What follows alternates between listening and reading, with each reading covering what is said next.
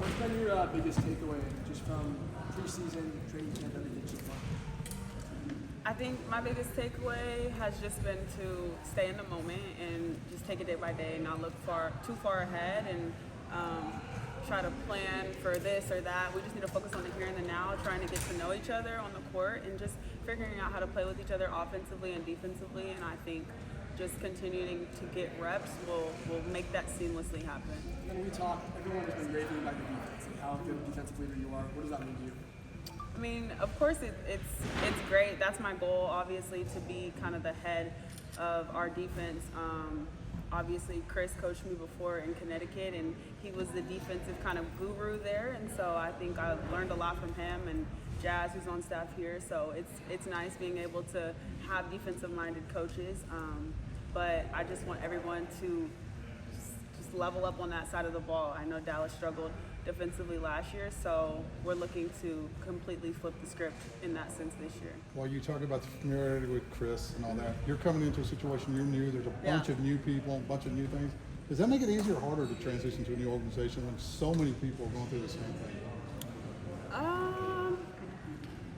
I mean, I think it's difficult regardless, but I think it's just another piece that's maybe a little more difficult is that everyone's trying to learn it. You don't really have anybody who can be like, okay, well, this is how you do it because we've already done it 3, 4, 5 years. But, we're all learning from each other. We can all give and take from each other, and I think that's been really helpful and beneficial for us these first couple weeks. DiJonai, when it comes to fashion, who are some of your inspirations?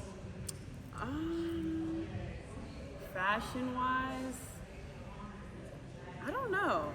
Honestly, I try to go on Pinterest and stuff and look at people who have similar body types because I don't really go with the trends because everything doesn't look good on every body type in my opinion. And so I know some stuff don't look good on me because I don't have no hips yet. So I have to find clothes that, fit my body right. And I always just like to do something with a little hint of feminine, pink or a little sparkle or something like that. Throw a heel on with some sweats. I love just being a girl. I was about to ask you, heels, flats, or sneakers, one, and Heels. then 3 things you can't live without. I'm gonna say heels because I wear sneakers for my job, so I'm already always wearing sneakers. And I like to stand in that confidence of being a tall woman and not being afraid to still wear heels. So I'm gonna say heels. And then what's the second question? 3 things you can't live without. Oh, that's tough.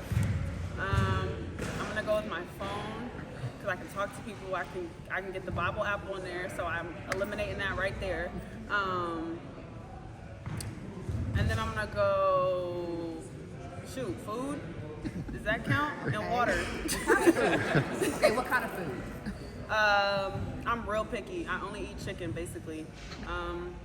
Chicken, soul food, Ruth's Chris, Whataburger, Chick-fil-A, Well, we don't have. This is the first time I've been, Waco, but I'm from California. We don't have Whataburger there. We got In-N-Out. So in Texas. But Chick-fil-A. Okay. Yeah. Thank you. We won't start an In-N-Out Whataburger. Look, I'm not even in it because I don't even eat burgers, so y'all got it. Hey, you mentioned Chris. You were on staff. How do you think he's going to translate to being a head coach? I think it's going to be great. Obviously, with anything, when you're transitioning into a new role, there's a learning curve. But he's lucky to have Kurt alongside him still to be able to kind of mentor him and ask questions, be a sounding board off of. So I think it'll be great. But the special thing about Chris is he's just a really good human being. He cares about us beyond basketball. He starts every day with some type of mindfulness, some type of reset for your mind because he knows there's so much going on in this day and age in sports, whether it's social media, whether it's just your own personal expectations or mental health. So he always makes sure to feed into that part before he even starts with basketball. So I think that's really special because when you have a coach like that, you are willing to do so much more for them because it's more than just basketball to them. DiJonai, what are your thoughts about the DFW and also make your home Wings debut this weekend and everything? I like it here. I like Dallas. I like the culture. I went to a taco margarita festival, so it was very on brand. You know, San Diego is very into Mexican food too, so that's like, I forgot to mention that's one of my favorite type of foods too. There you go. I like it a lot. I like just the diversity, the culture, not the weather yet, but I know it's gonna warm up soon.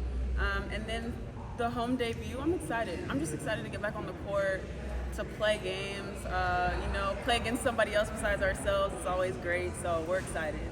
DiJonai, has anybody reached out to you? You're good, right here. I love that you said you love being a girl. How do you summarize the mindset that allows you to be so set in your femininity, but also be the aggressive, dominant athlete that you are?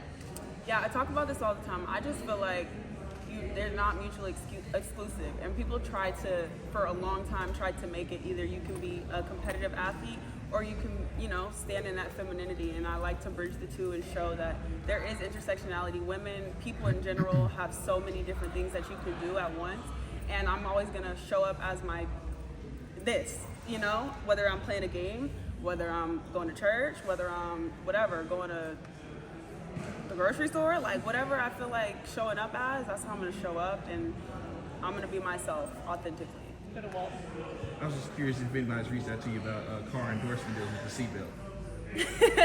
No, not yet. Where the camera at? Not yet. I'm ready to get a new car too.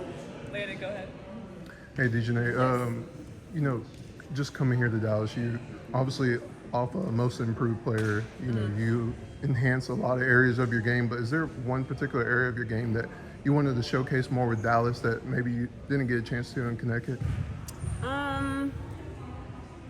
I would say just creating off the bounce. I think it was a lot of late clock or broken plays in the half court or the quarter court where I got the ball and it was like you got to just get to the rim quickly. But I think just being able to create and kind of use different moves and create for my teammates, I'm excited to be able to do that. And just continue to get better at everything I was continuing to work on in Connecticut.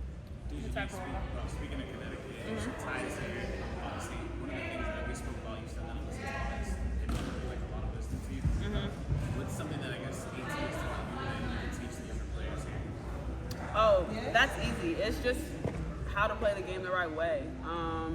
From day one of me playing with AT, I saw how hard she played on both sides of the ball, and that's so rare for your star to be your hardest worker on both sides of the ball. I think sometimes people take plays off on one side or the other, and watching AT and being able to be alongside her and seeing how hard she goes every single possession, whether it's whether we're up 50 or whether we're down 5 or down 50, it's just she plays so hard, and I think that's why I have so much respect for her and why I allow her to when I was obviously a teammate, but when I allowed her to coach me so hard is because I can take whatever you're saying because you're doing it too. You're leading by example through your play and through your actions, and so I think just being able to tell the next group and tell our players just play harder, effort, regardless of what happens. Thank you. You're welcome. Thank you.